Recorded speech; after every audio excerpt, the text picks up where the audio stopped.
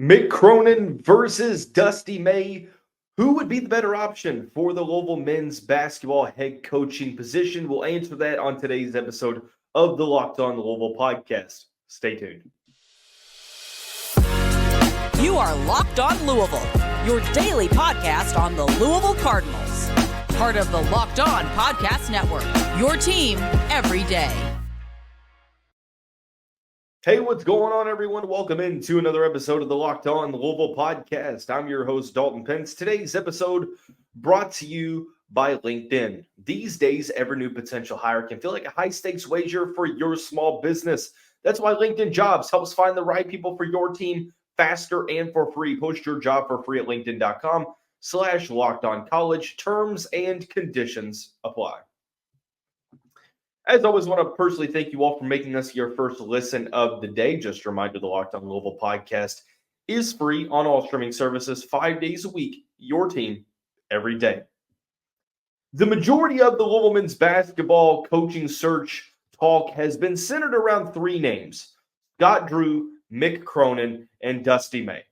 And for this hypothetical, Drew's name will be put off to the side, as I don't really believe that it's realistic that he would leave Baylor for Louisville until we hear otherwise. So until we hear otherwise, we're going to talk about Mick Cronin and Dusty May as the two most likely options for the Cardinals. I'm going to tell you why Mick Cronin would be a better option than Dusty May. In the first segment, we will then transition to sort of flip the script and talk about why some would view May over Cronin.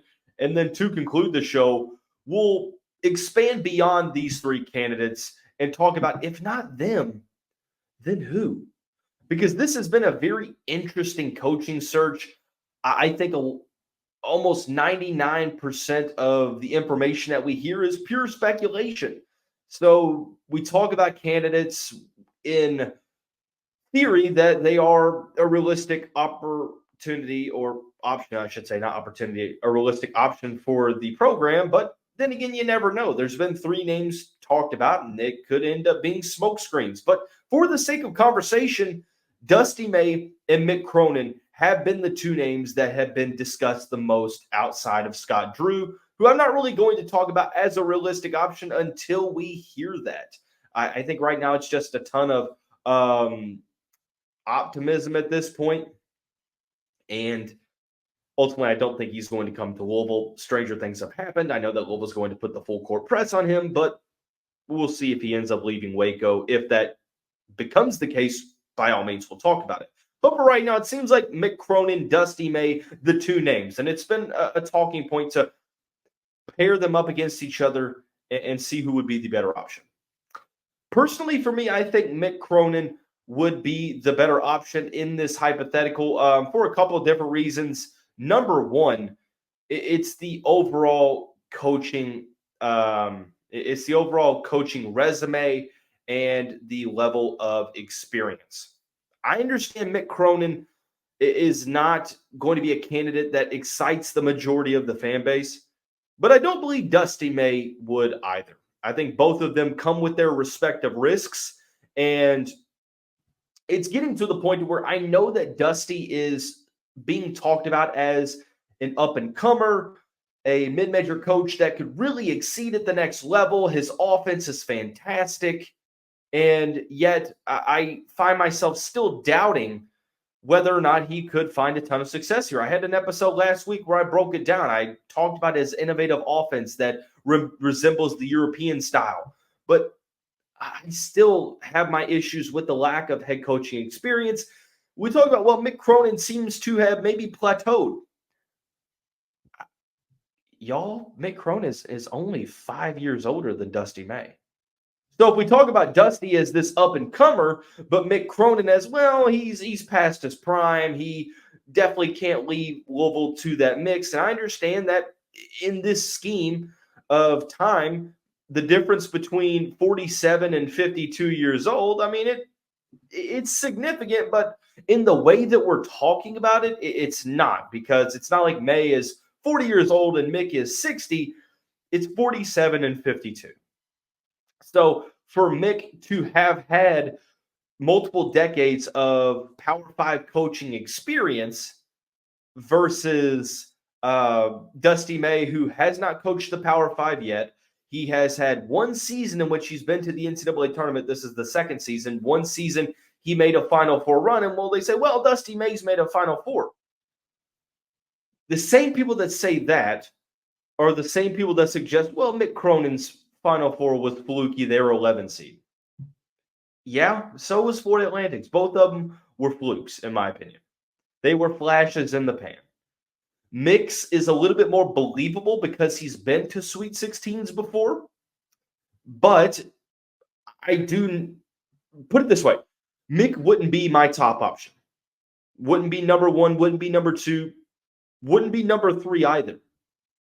But I can buy into and hire of Mick Cronin rather than Dusty May. I can buy into a Dusty May hire as well. But when you pair these two up against each other, I think we sort of get caught up in the narratives.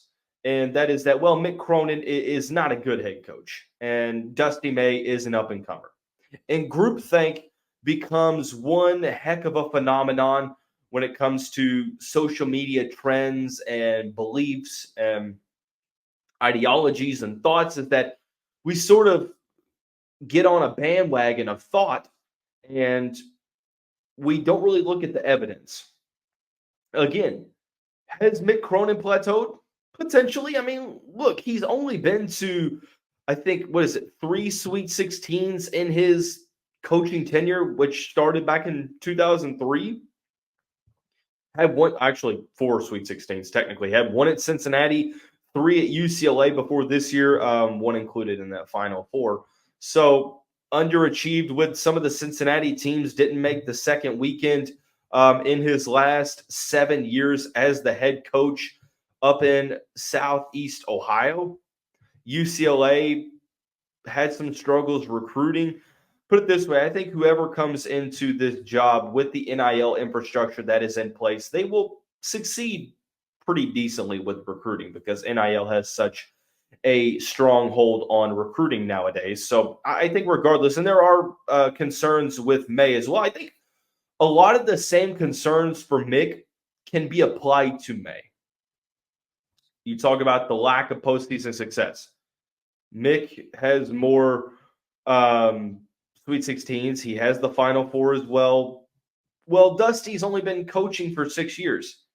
Yeah, that's true. And his only coaching stop has been Florida Atlantic, and he hasn't coached the Power 5. And he's only 5 years younger than Mick. So we say, well, Dusty is younger, only 5 years. So I really don't put too much stock into the difference in age between the two head coaches as it relates to where they are in their respective careers. So if you talk about the lack of postseason success, it's pretty comparable. Recruiting issues, I think that you might feel a little bit better for Mick recruiting than you would May because of the Power 5 experience, but there are still some concerns there. Are either of those two coaches able to be a national championship caliber coach? I think that there's real risks with both of them. Again, don't take this as me saying that Mick is the pick. Don't take this as me voicing my support for a hire of Mick Cronin. I'm simply just comparing both of these two candidates side by side. And what I've come to conclude is that Mick is the better coaching option for Louisville. There's also the optics level. Does Dusty May want to be in the spotlight? Would he be a guy that would bolt for Indiana here in a couple of years when that job opens up? Mick Cronin wants this job. He wanted it back in 2018. He wanted it back in 2022, and he wants it now. It is not a well-kept secret that Mick Cronin wants the Louisville job. The only people that would tell you different are UCLA fans. Mick Cronin wants the Louisville job. Obviously, all of this is dependent on whether or not the Cardinals can maneuver that buyout. I know that Eric Crawford, Ty Spalding, some people, very respected in the Louisville media realm, said time and time again that the Cardinals can maneuver that buyout loophole to where they won't have to pay it or pay a very minimal reduced number because of the language in the contract as it relates to the switching of the conferences between the Pac-12 and the Big Ten. If they can't get out of that loophole, then it's a moot point because you won't be hiring Mick Cronin with a $16 million buyout. But many believe that there is a loophole that you can maneuver. So I should have mentioned this before, prefaced this argument before. This is assuming that Mick Cronin, or you would be able to get out of that buyout. So I think personally for me, Mick Cronin would be the better option, but I could see why people would go with Dusty May for a couple different reasons. And we're going to explain some of those reasons here momentarily after we talk about our friends over at Nissan. This week's March Madness Bracket Highlight is brought to you by our friends over at Nissan. Each week, we're picking one team that stands out, a team that's pushed it further than the rest. The UConn Huskies are the March Madness Bracket Team of the Week, and they can only be described as the Nissan Armada. This top-seeded team is as hardcore as it gets out there, so it's no wonder they've landed the top overall seed in the NCAA tournament. They're one of the favorites to win it all, despite 4 of the 6 Power 6 conference champions standing in their way in the East region. Take the Nissan Rogue, Nissan Pathfinder, or Nissan Armada and go find your next big adventure. Shop NissanUSA.com. Also want to take this time to tell you about our friends over at Amazon Fire TV. Fire TV has recently come out with the Channels app, which I use my Fire Stick to utilize. For those who don't know, the Fire Stick can plug into your existing TV and provide access to millions of movies and TV episodes, as well as free and live TV. Now, the Channels app delivers a constant supply of the latest videos from your favorite sports brands, all for free. That includes all of us at Locked On and most of the big pro leagues and college conferences as well. Fire TV Channels lets you dive into all of the game analysis, highlights, and more to keep you up to date, whether it's March Madness, NBA, or soon to be MLB. A lot of stuff to focus on. Trust me on this. If you haven't checked out Fire TV Channels, you should. To learn more, visit www.amazon.com/LockedOnFireTV. Cardinal fans, thanks again for making Locked On Louisville your first listen of the day. Just a reminder, the Locked On College Basketball Breakdown Show is now available on the Locked On College Basketball Podcast. Experts Andy Patton and Isaac Shade will break down their brackets and discuss everything that you need to know to fill out a winning bracket and prepare for this year's NCAA tournament. Find the Locked On Bracket Breakdown now on the Locked On College Basketball Podcast, wherever you get your podcasts.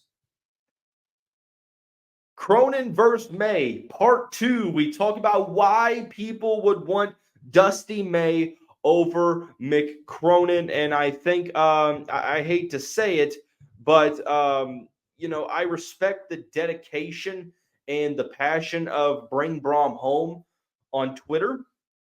But I think the spam tweeting, Mick is the pick, and everything else that account uses under every single post, it's getting exhausting and worn out, and it's annoying the fan base to the point to where I think it is having a negative impact on Mick Cronin's, maybe not his candidacy, but the way people are viewing Mick Cronin is that they're so annoyed with this trend that it's starting to sour them on the thought of Mick Cronin coming, because they, number one, can't they can't stomach the notion that Bring Brom Home might be right, but also because you don't want to see the victory laps, and it's getting exhausting.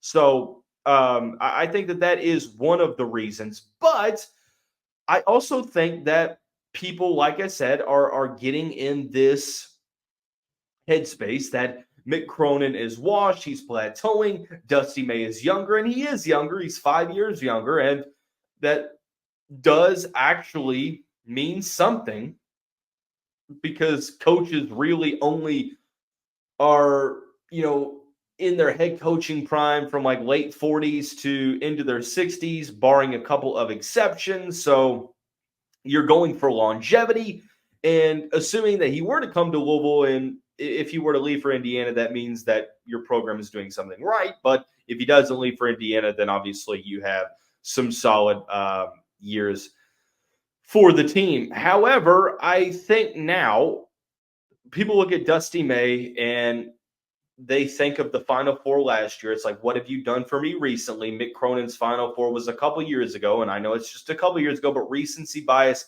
is one hell of a drug. People are looking at UCLA saying, well, they just had a losing record. Florida Atlantic is back in the tournament, and he is taking these no-star recruits. Their highest-rated guy was Vlad Golden, who was a low 3-star. John L. Davis, Elijah Martin, not ranked. He developed these players, which he's very good with player development. He's a very likable coach. People like Dusty May. He's a nice guy. And I think that's where maybe there is a leg up on Cronin. Although Cronin has shown through his tenure that he's very good at recruiting as well. He succeeded at Murray State. He's very good at, not very good at recruiting, very good at player development, I should say. He developed players at Cincinnati. And ultimately, I think that it's probably more impressive Dusty May taking Florida Atlantic to the Final Four than taking Johnny Juzang, Jaime Jaquez, Tiger Campbell, etc. to the Final Four. So I could see that as, well, Dusty May is doing more with less rather than less with more.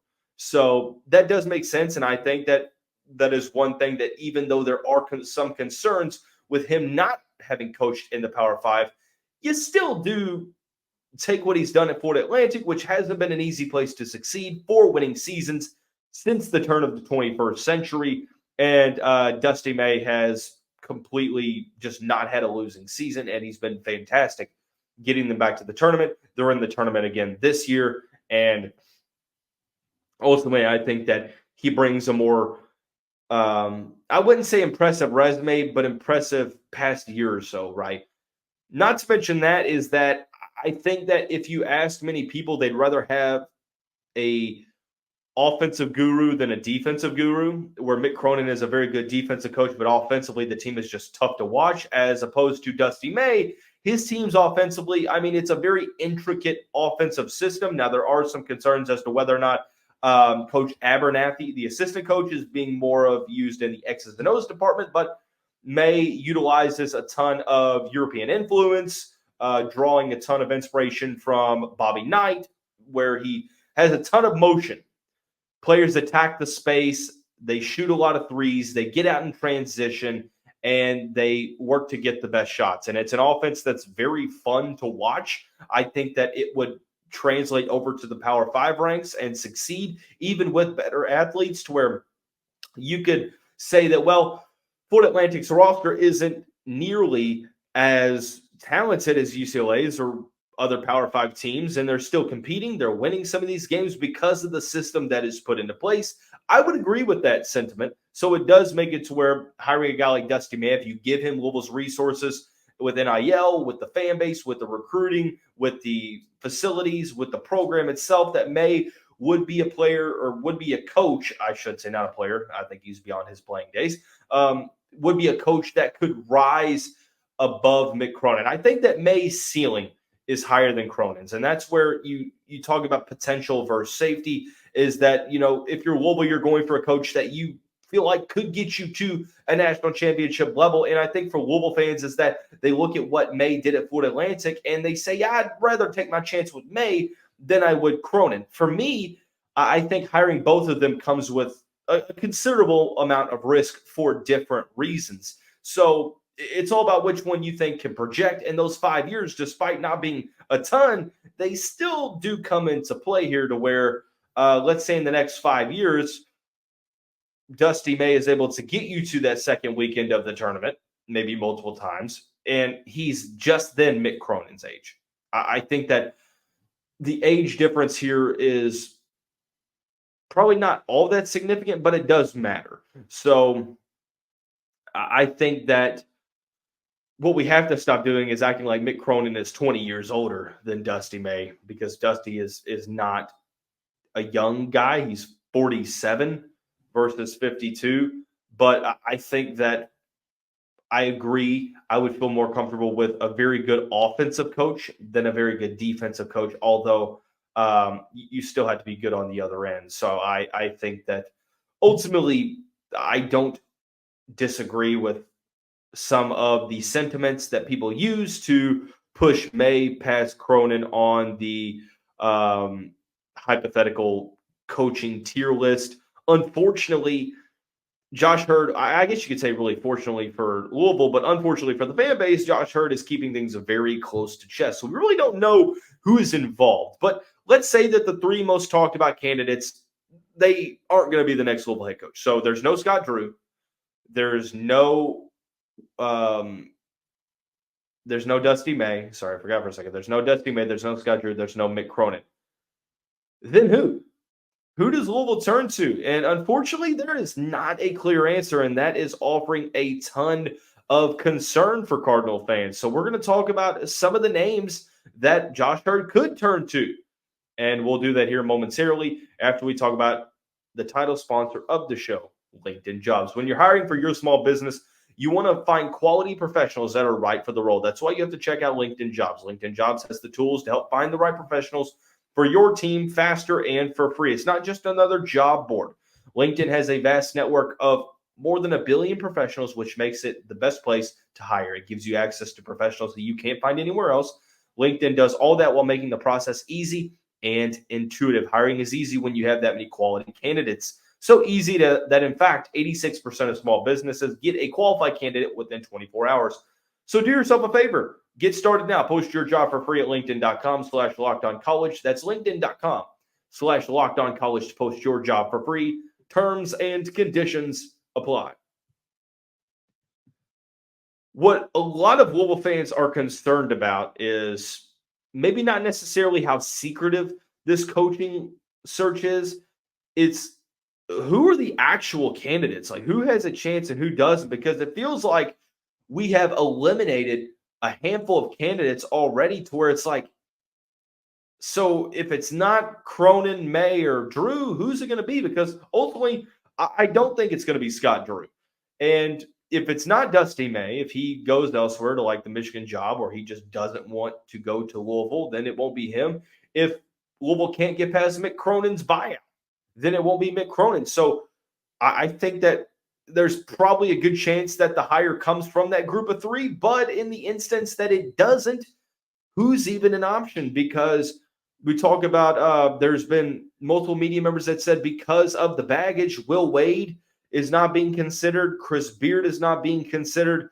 I guess you would lump Bruce Pearl into that mix. So you throw out three options right there, two really with Wade and Beard, who Chris Beard just got a contract extension as well. Speaking of contract extensions in the SEC, Nate Oates just got a hefty contract extension where he will be making $5 million a year, give or take, with an $18 million buyout until I think it's 2026. So that takes away the opportunity of Nate Oates if he was an option for you. So that leaves a couple different candidates. I know that Pete Thamel said on College Game Day that he says that he believes that the Cardinals may go after like Jerome Tang or Josh Schertz or Pat Kelsey. Mike Rutherford says he doesn't think in any way do the Cardinals go after Jerome Tang, and Tang has, only 2 years of head coaching experience. He's 58 years old. So do you take a risk with the health there, or not with the health, but with the age there, and bank on a decade? In a decade, he'll be 68. So there's some risk there. Josh Schertz kind of lost some steam with the Indiana State Sycamores not making the tournament. He's probably going to land the St. Louis job. Pat Kelsey, what gets me is that he's an Xavier alum, and that job has been open a couple times, and he hasn't gotten it.